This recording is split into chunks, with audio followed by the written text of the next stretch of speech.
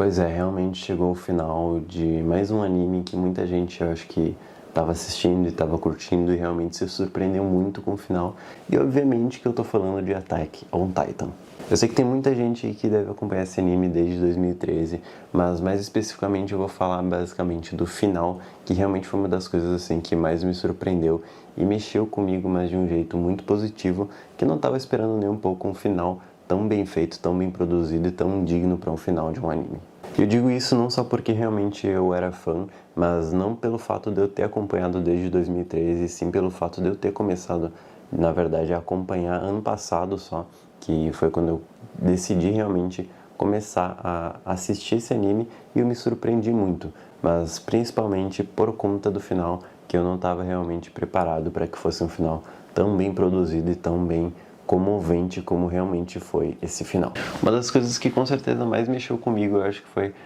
a relação do arco do Eren, principalmente pela questão ali dele estar preso num ciclo, ele buscar desde o começo, desde a primeira temporada, desde o momento que a gente é apresentado ao Eren, a gente já tá aí sabendo como é que ele pensa e que o que ele realmente quer, na verdade, é justamente o sentido de liberdade para a vida dele, que ele quer sair de dentro daquelas muralhas, ele não quer fazer parte de uma sociedade, ele quer ser livre para literalmente conseguir fazer o que ele realmente quer. E que na verdade é muito louco pensar nisso, que na verdade ele sempre teve meio que preso dentro ali do processo de um ciclo que não tem fim. Ele mesmo disse isso. E é uma das coisas muito loucas pensar que, tipo, tu sabe que tu tá querendo buscar liberdade, tu busca liberdade, que tu acha que é uma liberdade, só que na verdade quando tu chega nela, tu percebe que tu tá preso dentro de um ciclo e não conseguiu a tua liberdade. Mas em contrapartida, pelo mesmo fato de tu não ter conseguido a tua liberdade, tu mesmo assim consegue a liberdade dos teus amigos, de todos eles, pelo menos dos que conseguiram chegar até o final e sobreviveram, ou pelo menos dos mais importantes, que realmente estiveram contigo desde o começo. E realmente esse arco do Eren foi uma das coisas que mais mexeu comigo, porque ao mesmo tempo que ele era um vilão, em muitos momentos eu queria que alguém de fato conseguisse parar ele, eu não queria que ele tivesse um final tão trágico como ele realmente teve.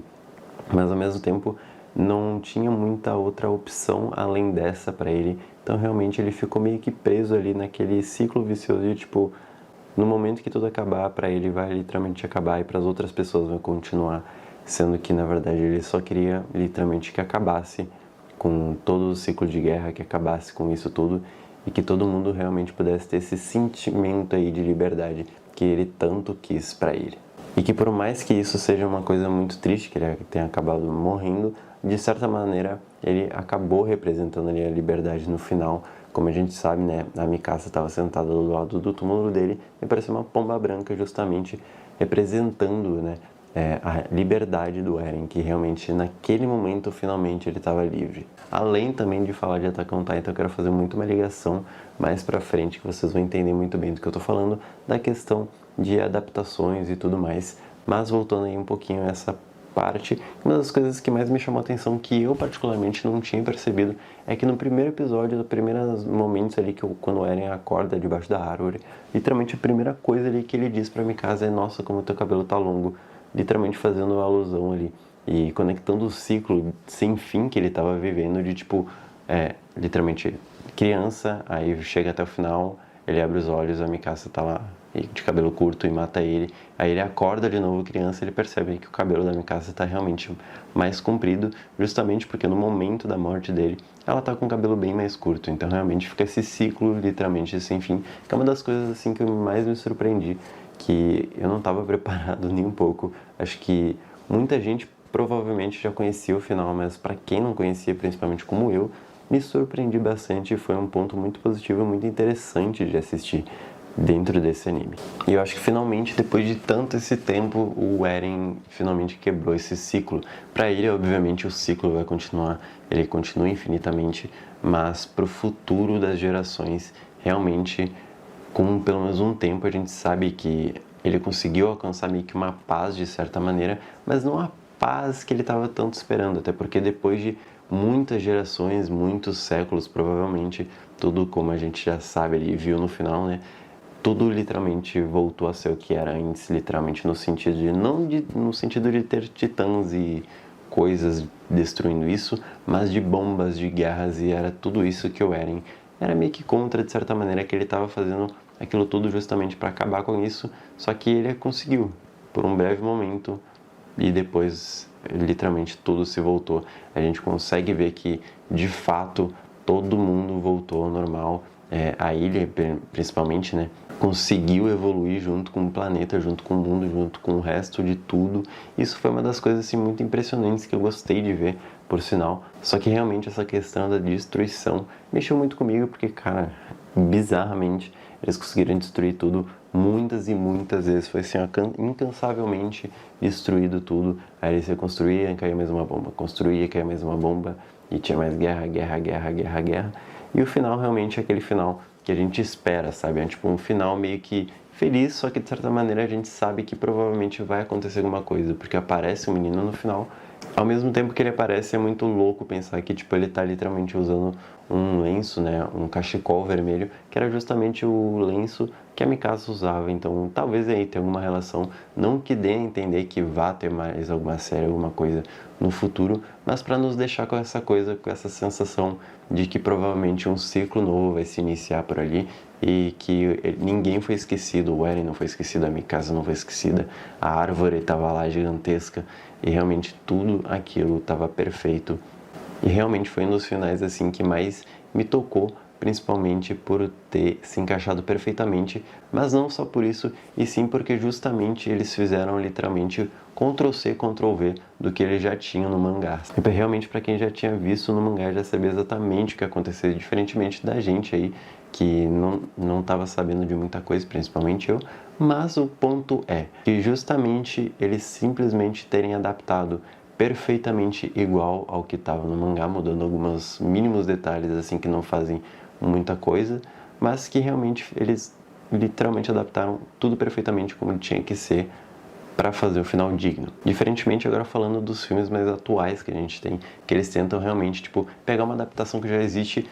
adaptar completamente tudo, então é literalmente uma história nova, só que com o mesmo título, tentando encaixar e fazer uma comparação ao mundo atual, tentando meio que agradar todo mundo, e de certa maneira a gente sabe que isso não funciona nem um pouco bem, não é assim que as coisas funcionam, e principalmente a Marvel sabe muito bem disso, que eles não estão acertando nem um pouco. Principalmente falando agora da questão da Capitã Marvel que está saindo no cinema, e vai sair no cinema esse mês, e eu não estou nem um pouco afim de sair, inclusive já saiu notícias de que a Marvel provavelmente vai dar um jeito de trazer o Homem de Ferro, Capitão América, Hulk, todo mundo ali da velha guarda de volta, porque de verdade eles estavam tentando agradar todo mundo, trazendo um novo Capitão América, um novo Hawkeye, uma nova Hulk,